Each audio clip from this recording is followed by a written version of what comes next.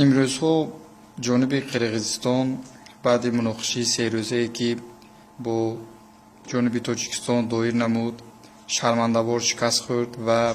ғалабаи давлати мо бори дигар исбот кард ки Тоҷикистон давлати мустақил, мустаҳкам ва аз ҷиҳати ҳарбӣ техникӣ устувор аст. тӯли ин ду се рӯзе ки муноқишаи сарҳадӣ ба як нуқтаи бисёр гарм гузашт, хушбахтона давлату ҳукумат ва миллати тоҷик дар як ҷо сарҷам буд. аз шаҳру ноҳияҳои қаламрави на танҳо вилоят балки ҷумҳурӣ низ тӯда мардум даъво карданд ки мо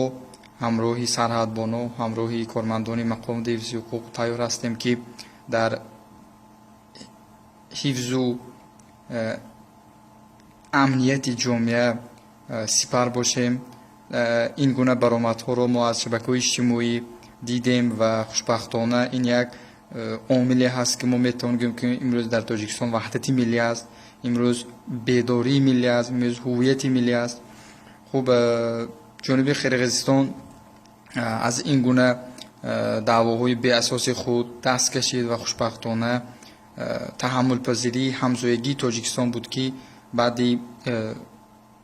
дастболо шудан ҳам ба имзои сулҳ, имзои созишнома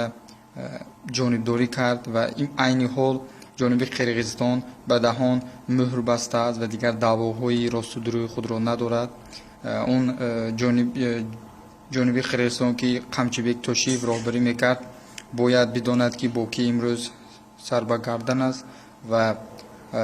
мо миллати тоҷик дар ҳама ҳолат зери сиёсати давлату ҳукумат ва роҳбарияти олии кишвар қарор дорем.